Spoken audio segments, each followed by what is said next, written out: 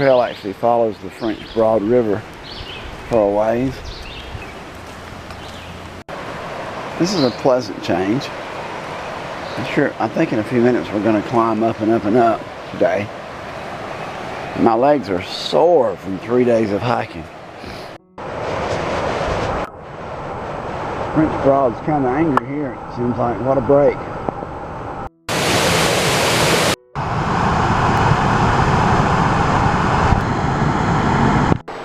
I was cleaning until just a few minutes ago when I started this uphill, and then the sweat broke out and I'm back in business. See the town of Hot Springs.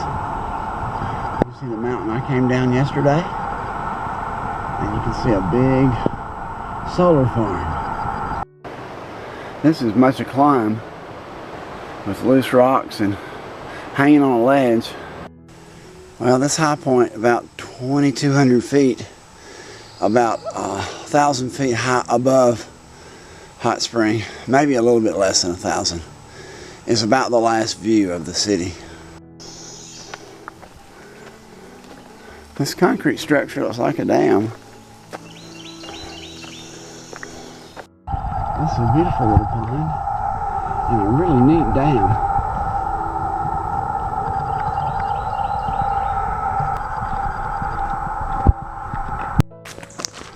All good things must end, or begin. It's according if you like walking the woods or the road. This is Tanyard Gap. And at Tanyard Gap, this little bridge serves as a overpass for, I think this is Highway 70. Pretty good sized highway. Lots of day hikers today. Climbing and climbing this patch of beautiful wildflowers on top of this hill. There's also a fire tower back there, but I chose not to climb the fire tower, but to press on and rest at noon. I think we're going off the hill now, which is typical of North Carolina. Climb up and then climb down and then climb up again. In memory of Rex R. Pulford. Flowers are blooming. The birds are singing. It's just a glorious, glorious spring day. Wind is blowing cool across the mountain.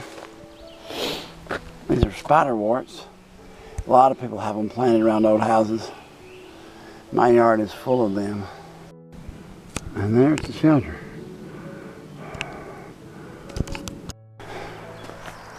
Well, I've walked all afternoon over trackless trail that looks the same as every other trail that I've seen the last 3 or 4 days. I was excited even about a spring a mile away because there's been no features. Finally, we've reached Allen's Gap, and this makes me having done about 15 or 16 miles today, I guess.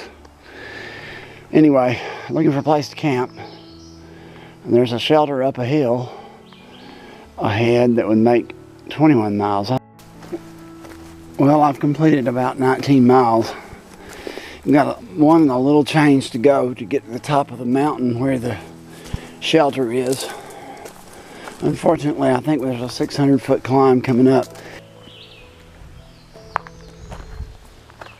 This is Spring Mountain Shelter on my, I believe, 4th morning on a Sunday morning.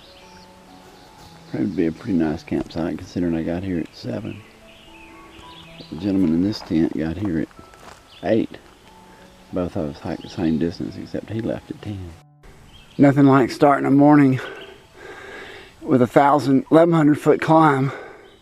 But I think that's the last climb of the day. But still, 1,100 feet's a wake-up call. So now we get a few feet of rock garden and root garden. Here, this log is home to ferns.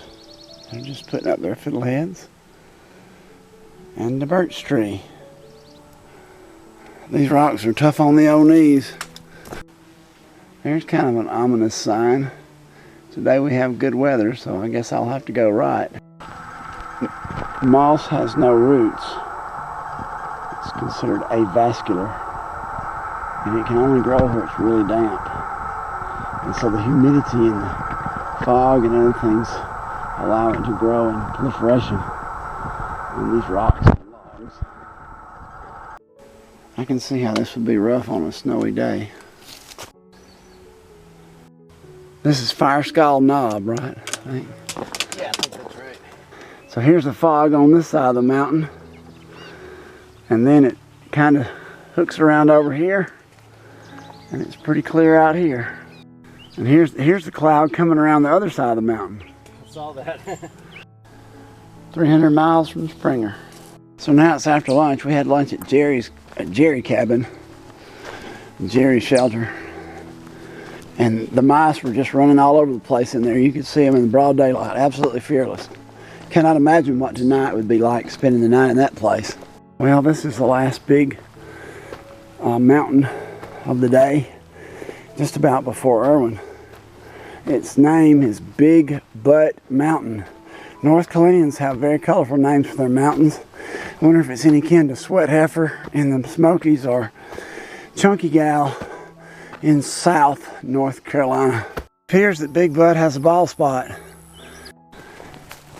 This meadow's about half a mile long on top of this mountain called Big Butt Mountain.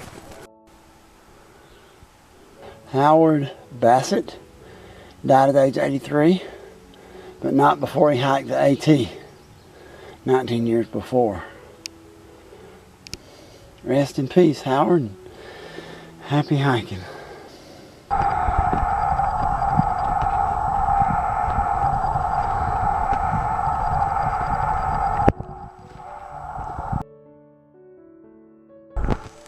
Well, got off at 7:01 this morning. I'm all right. How are you? Pretty good. I'm glad you're cleaning the trail.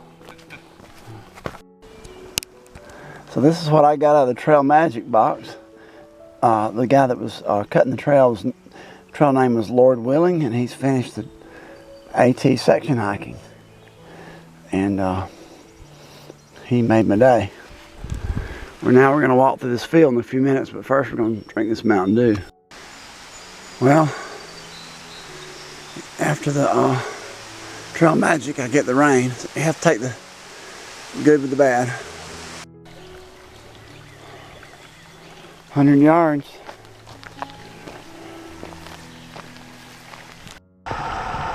Here's the first waterfall I've seen. Here's just a pretty random view. Rain seems to be gone, even though there's a few clouds still. A nice cool breeze is blowing. Maybe a front has pushed through to cool things off a little bit. This place has all kinds of campground out here, tents. Look at the fence on the left. The government took somebody's farm or bought them out. Still got barbed wire on it. Somebody worked hard on that fence. I'm not real sure what this little guy is. He's not venomous. I think he's a water snake. I bet he would scare some of those people to death on the trail behind me. This is a neat testimony by somebody. And I guess if you want to read it, you can pause the video. Here's a good chance for roadkill, but I think the trail goes under the road. This is Highway 23.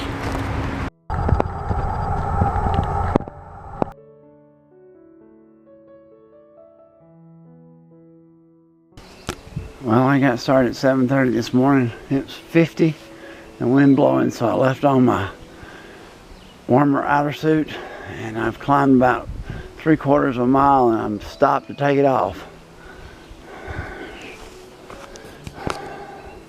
Somebody said a homeowners association from near here sends people up here to try to run you off, even though this is in the middle of a national forest. And the commentary says just tell them to get lost. I can't see how any free people would be fans of a homeowners association telling you how to live on your own land. Neither would the people that homesteaded this place. There are fence posts up here where they had run their cattle in the summer. I guess that's the housing settlement down there. scattered on that hillside. Well,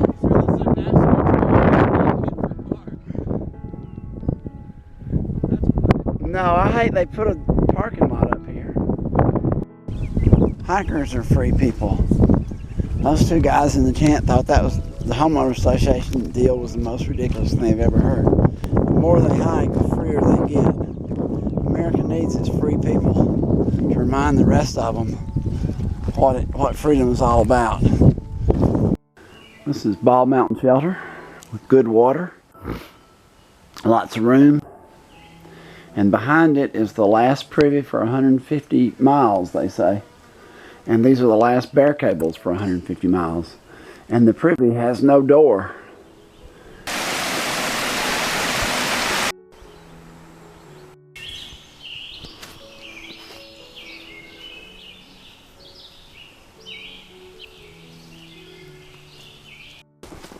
Walking out on the last day, the trail has the sameness that it had approaching the No Business Knob Shelter. This is the first good view of the river as we approach Erwin. It's supposed to have views of Erwin off and on for the next mile and a half. The trail goes down these rough switchbacks into the city, which is not too far away at all now. Here's a good view of the town of Erwin, and you can hear the river breaking. As we get closer, it's about a mile to Uncle Johnny's. And there, hidden away, is Trail Magic. Well, 1/10 of a mile, there's Uncle Johnny's and all the other stuff down there. A few houses. And here the trail comes out in Erwin. And this bridge, the trail goes across this river. And there's my little car waiting on me, hopefully.